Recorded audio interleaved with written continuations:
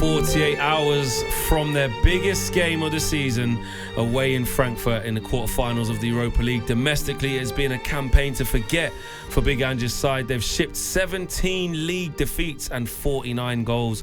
Here's what he told us after the most recent of those defeats, a 4-2 away defeat against Wolves on Sunday. Yeah, look, it was a funny old game because I thought in general our football was good, but yeah, we've obviously conceded some pretty poor goals, and that makes it very, very difficult to get a result out of that. Publicly, Ange, you take a lot of the responsibility, and the supporters maybe direct their anger towards you at times. How do you legislate for those individual mistakes, though? Oh, look, it's hard to, and the players don't do it on purpose, so it's not like you can really sort of be too critical of them. Rare it happens, in one game as it did for us today, and but that's okay. I mean, like I said, I guess the responsibility lies with me, and unfortunately, it's another defeat. Is it a concentration thing? Because obviously, both occasions you got yourself back in those games, and within 5 minutes the first, and then a minute and a half the second, the door shut on you again. Yeah, I don't know if it's a concentration thing. I think it's just it's just one of those things. Look, both Romero and Lucas, very reliable players, and particularly in those kind of situations. But it was just moments that happen in football that unfortunately cost us today. Ange Postecoglou, the Spurs head coach, manager there. Darren, for you, we'll talk about the Europa League in a minute. Yeah. Right.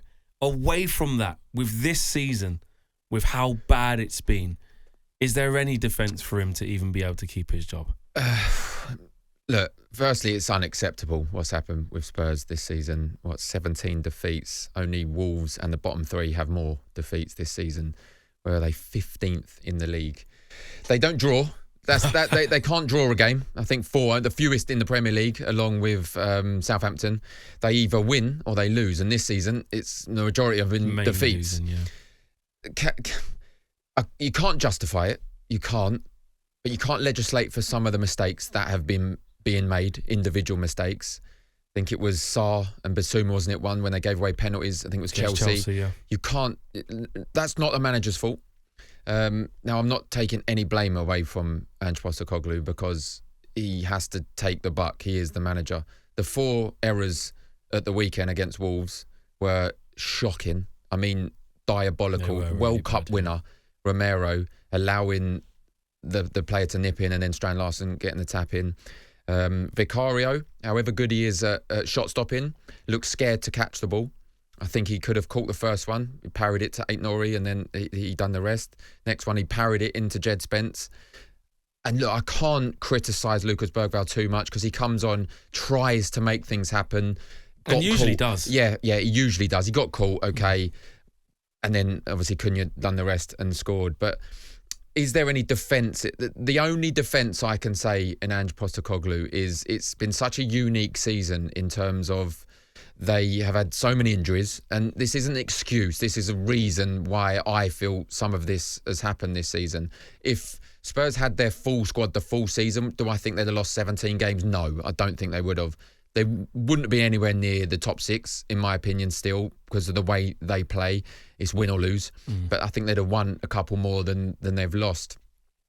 So they've got their players back, and that's the argument. They've got their strong players back now. But now everything's solely focused on the European football. So he doesn't play the strongest squad anyway because he wants to play against Frankfurt with his strongest squad.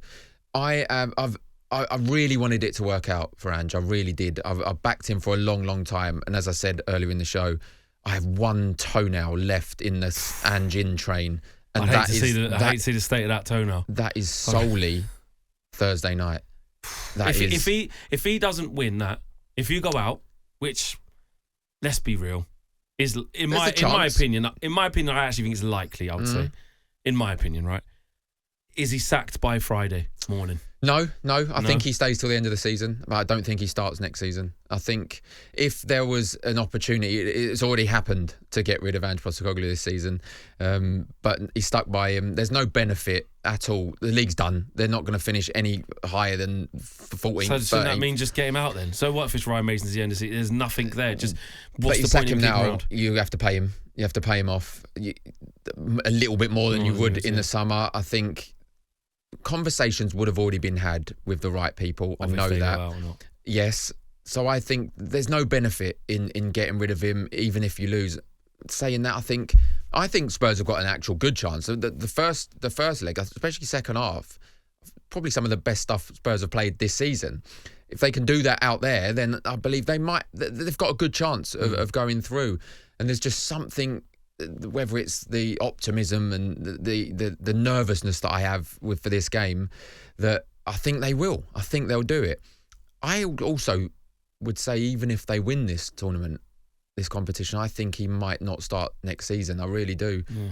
Should he be relieved of his duties? If he wins you your first trophy in God knows how long, and a European one at that, should that mask over what was a horrendous season and show that actually he's done the one thing that, top managers who've held that spot I know what you mean. do? I don't think it will mask over this season.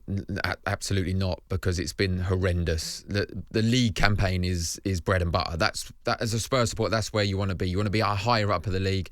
It's been terrible for whatever reason that I gave. Injured players, playing your weakened squad.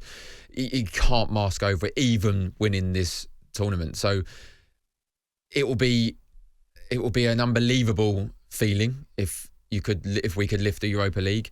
Long way to go, as you said. Even very getting through this tie is going to be so difficult. And then the teams left in it, who knows, could be Spurs, Manchester United in the final. That would be ideal, because we've got a good record this season over Manchester United. But guess what? When it really matters in European competition for a trophy, mate, that's what I fear. I'll take them 3 losses against you in the league, Carabao Cup, and pick up the Europa League. Yeah, that's what I fear. Look, that's what I fear. But that's a different Man United. But yeah, you're right. Talking to Spurs, I'd never want to lose football matches. And I said this. I was covering the Wolves game at the weekend. I never want to lose matches, but everything is solely focused on the Eintracht Frankfurt. And I would go 17th this season in the Premier League if we could lift that trophy at the end of it. And probably what will happen is they'll say, do we trust Ange Postecoglou taking Spurs into a Champions League campaign and a league campaign? No. I know the majority of supporters will say no. I am 50-50 on that. If he could win this, whether I believe he should stay, whether he would, is a different matter. So I'll just be... They'll probably say, thanks for the trophy. You did win something in your second season.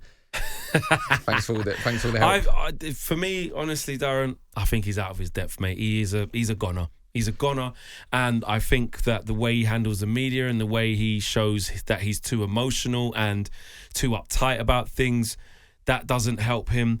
I think the fact that you've had those injuries, right, and there's 2 things to it. The players have come back and you're still losing football matches. And this is a continuation also from the back end of last season. It was an awful run then as well when all these same players were there.